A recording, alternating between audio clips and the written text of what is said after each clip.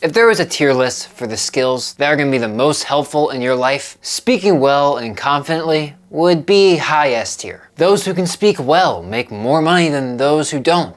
Warren Buffett says that businesses lose billions of dollars a year due to bad communicators in their company. Those who can speak well convince others more easily, whether that be asking someone to be your friend, to join your religion, to be your partner, or to go with you to the movies at 6 p.m. Eastern Standard Time. I used to be much worse at speaking, and if you consider yourself a bad speaker, I probably spoke a lot like you. I mean, I did literally go to speech classes during elementary school. So there's that. And we don't have to be the best communicators in the world. Just be better than most. And do you really think that's a difficult goal to achieve? And so, just spend the next 8 or 9 minutes with me as I show you how you can improve your communication skills by 67.93%. You ever had something stuck in your throat? Pause.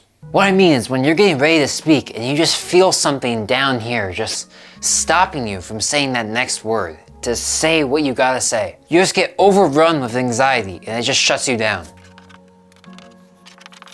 And so that's step one. Step one, you need to get rid of your anxiety. Wow, Dylan, really helpful. You don't think I've been trying to do that for years? Trust me, I have. Okay, yes, anxiety is a son of a gun, and we've all wanted to get rid of our anxiety before, and I've tried to. However, what I've found that has worked for me and worked for so many other people I've talked to is instead of just thinking of anxiety as this abstract feeling that you have, is to locate exactly what causes this anxiety and fix it. To really take a deep look at when your anxiety starts and when it starts getting worse and what that thing is. Here's an example I have from around June or like 5 months ago. I was getting a sense of anxiety for like a week. Every time I was like within 2 minutes of getting into school. Like when I made this specific turn, I would start feeling a deep sense of anxiety and feel my heart racing. I'm like, why am I getting anxiety for this? I have a big test, but that's in like 2 weeks. Why am I getting anxiety now? But I remembered, oh right, for the past 7 days, it's been my job to tell people to come over to my house because I'm having a hangout.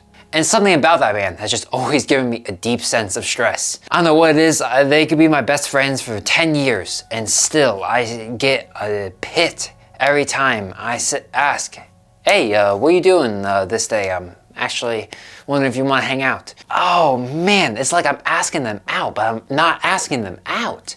When I realized this, I knew there was only 2 things that I could really do. Forget the plans and just don't even consider asking them, or to just ask your friends if they wanted to hang out. Like, bro, you're not asking them out or something. If they say no, there doesn't have to be an ego hit. Anyways, that's what I ended up doing, and I asked them out. They said yes. But yeah, I did ask them if they wanted to hang out. They said, yeah, that sounds great, and then it was a fun time. And then I would feel that anxiety slowly decreasing every day I was going to school thereafter. For some reason, it didn't go away as soon as I was off my plate. I guess it was just like a residual feeling that I felt like I was gonna feel forever. Good speaking has so much less to do with actually speaking than what people realize. Yes, if I stopped slowing my words, started talking at a slower pace, and you know, all that good communication advice, yeah, my speaking would get better, there's no doubt. But 90% of being a good speaker is just actually doing the speaking and not letting your anxiety get the best of you. The first thing you need to do after this video is to do some reflection within yourself and figure out what is causing the anxiety in you. Once you notice that anxiety, you need to face it head on. Otherwise, it's never gonna leave. It's true of asking girls out, public speaking, asking for a raise, telling someone higher up that they're wrong. When we think of good speakers, we think of people who are able to do this. People who consistently can do these things. Have anxiety, like you and me. It never fully goes away. But what they've done, and what you probably haven't, is 1, reduce their anxiety, and then still done the thing, even if they have some anxiety. The number 1 way I've been able to reduce my anxiety over the years has been to change my intentions. When I first got to school, I was cringe. But what separated me from many is that I was proudly cringe. I mean, when I first got to school, I would say cringe things like magnum salve. And why does it sound like I'm not speaking English? Well, it's because I'm not. And this was Latin. Very large hello. One of the reasons why I was so unapologetic with this is because I had no intentions other than just to be funny, crack some jokes, and I don't know, talk to some people when I was bored. And so one of the girls that I was into, I would talk to her like this, and she'd be like, huh? That's strange. But then I would continue on to like a normal conversation. And then we talked to each other like every day. But then one day, I thought for a second, and I was like, you know, maybe I kind of like this girl. Maybe I should ask her out. And that's when things went pretty downhill. Because then I put so much pressure on myself to not say dumb things and to say the right thing. And so instead of being, you know, this super happy guy, you know, saying weird things, that's what our conversations looked like for about 2 months.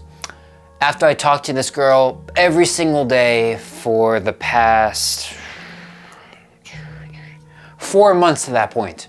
You know, you could blame it on me of being, you know, unconfident, and that played a huge role. But I think the reason that I was so unconfident is because I switched my intentions around. I went from just, you know, trying to be funny, you know, in my cringe ways, but trying to be funny to trying to impress. My intention went from connection to impressing and attracting. Little did I know, the connecting was what was attracting. So the next time you find yourself in a situation that you're constantly getting anxiety when you're in, change your intention and just see how it changes things for you. Okay, it's time I bring up everyone's favorite thing to do. Take your guesses at what it is. It's reading. Hey, don't click off, or if you're gonna click, maybe just click further in the video. But reading is very important. And we all know this, even those of us that hate reading. And so while I doubt how many of you will actually take part in this advice, just try to humor me for a minute. Because reading is the only way you can get better at speaking without speaking. Oh, do you like reading a little more? You want to stay in your little comfortable, little lonely room and not speak to anyone? Well, I got you. I got you. So reading's gonna help your vocabulary. And let me tell you why that's important. When there is a ceiling on the words you can pull from, there is a ceiling on who you can talk to and what level of a speaker you can be viewed as. If you're constantly speaking at a 5th grade level, you're not gonna be seen as nearly as good of a speaker as if you can talk from a college level. You can still be a really good communicator with a low vocabulary.